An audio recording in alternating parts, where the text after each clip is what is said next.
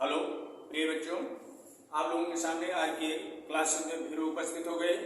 आज आप लोगों को लेकर आए हैं एक बहुत ही अच्छा पद जो आपके लिए इम्पोर्टेंट भी है। देखिए, कल आपको इसी पद से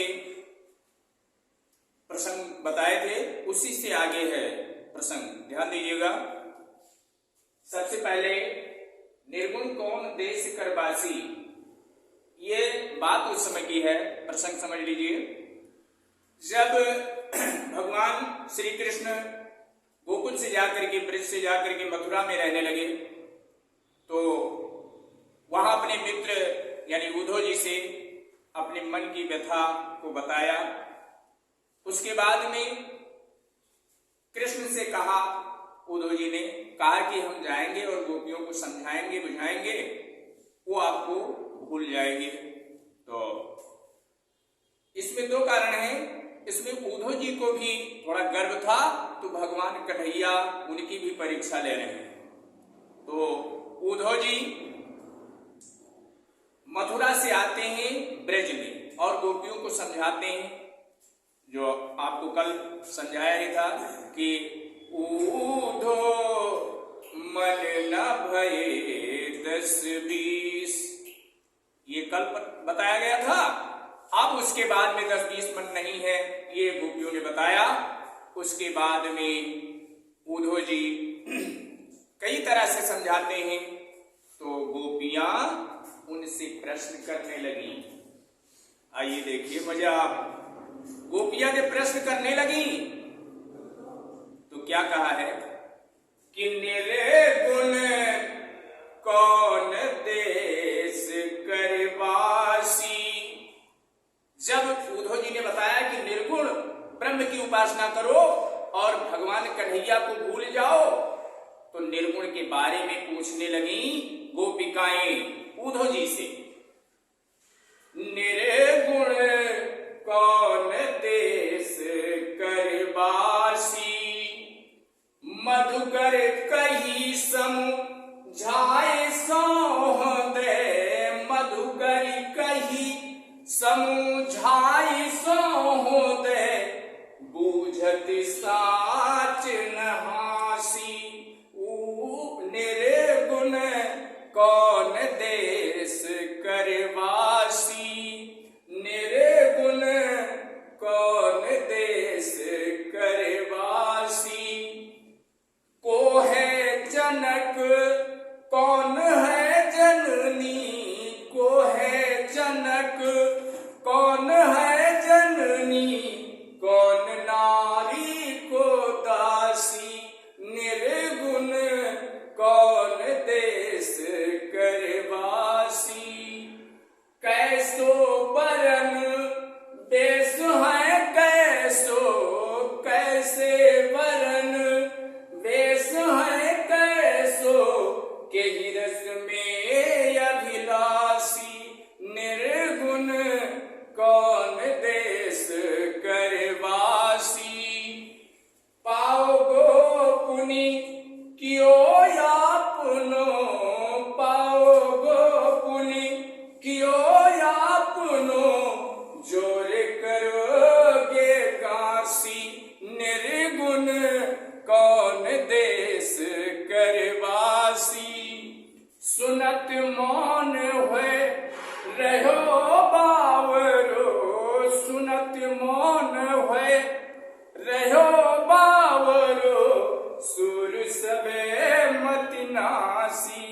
निर्गुण कौन देश करवासी, निर्गुण कौन देश करवासी। अब गोपिकाएं उद्धव जी से प्रश्न करने लगी कि ये बताइए, निर्गुण जो आप कह रहे हैं, निर्गुण ब्रह्म की उपासना करें, हम कन्हैया को भूल जाएं, तो ये निर्गुण किस देश का वासी यानी किस देश का रहने वाला है, कहां ये रहता है, इसके बारे में आप बताइए। मधुकर कई समझाए सौदे, बूझत साच न हासी। इसमें हम आपको हंसी नहीं कर रहे हैं, सत्य सत्य बताइए, समझाकर मुझे बताइए जो आप संदेशा लेकर आए हैं, मधुकर माने भौरा होता है, भौरे के रूप में अगर आप आए हैं मुझे समझाने के लिए, तो आप निर्गुण के बारे में बताइए कि ये कहाँ का रहने वाला है, किस देश का रहने वाला है। को है जनक, कौन है जननी, कौन नारी को दासी। को है जनक, जनक माने पिता, इसका पिता कौन है, कौन है जननी, और इसकी माता कौन है, माता पिता बताइए। और कौन नारी को दासी, कौन इसकी नारी है और कौन इसकी दासी है। कैसो बरन बेसु है कैसो के हिरस में अभिलाषी। इसका वर्ण बताइए, इसका खानदान बताइए, वेश कैसा है, वेशभूषा कैसा है, और के रस में अभिलाषी, किस रस का पान करने वाला है, इसकी इच्छा क्या, किस रस में है। अब प्रश्न के ऊपर प्रश्न, पाओगे पुनि कियो या पुनो जोर करोगे गासी। गासी माने छल कपट होता है। अब आप ध्यान से बताएं, सोच समझ कर बताएं, इसमें जरा भी आप छल कपट न करें, सत्य सत्य बताएं। अगर आप छल कपट करेंगे तो इसका परिणाम आपको बहुत ही बुरा मिलेगा, इसलिए सत्य बताइएगा। यानी कसम देकर के गोपिकाओं ने उद्धव से पूछा। अब जब इतनी बात गोपिकाओं की उद्धव जी ने सुना तो सुनत मौन हुए रहो बावरो, सुनत मौन हुए रहो बावरो, सूर सबे मतिनासी। सूरदास जी कहते हैं ऐसी वाणी को सुन करके, गोपिकाओं की वाणी को सुन करके उद्धव जी की मति माने बुद्धि, उनकी बुद्धि नष्ट हो गई और एकदम बावले हो गए। मतलब जान पड़ता है कि वो कुछ जानते ही नहीं है। ऐसे प्रश्नों को सुन करके उनकी बुद्धि एकदम चुप सा हो गई, एकदम शांत हो गए, उनकी बुद्धि सारी नष्ट हो गई, विवेक नष्ट हो गया। इन प्रश्नों को सुन करके इसका जवाब नहीं दे पाए उद्धव जी। मेरे प्यारे बच्चों, आप लोगों को ये व्याख्या मैंने बताया। अब कभी कभी परीक्षा में ऐसे आता है और नीचे प्रश्न भी दिया गया है कि प्रस्तुत पद्यांश के संदर्भ से हिंदी में व्याख्या कीजिए और काव्यगत सौंदर्य भी स्पष्ट कीजिए। तो आप लोग तत्काल संदर्भ डाल के और लिखेंगे प्रस्तुत पद्यांश हमारी पाठ्य पुस्तक हिंदी पद्य के पद नामक पाठ से लिया गया है। इसके रचयिता सूरदास जी हैं, सर्वश्रेष्ठ कवि सूरदास जी हैं।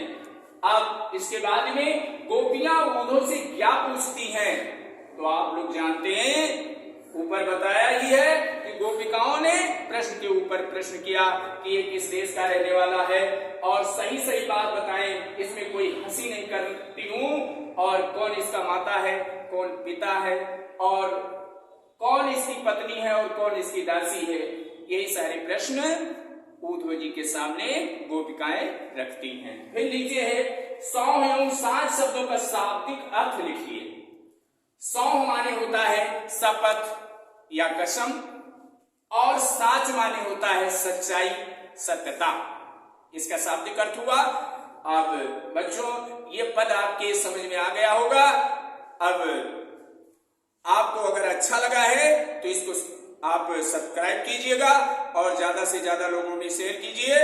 और धन्यवाद। इसी वाणी के साथ हम अपनी वाणी को विराम देते हैं। जय हिंद।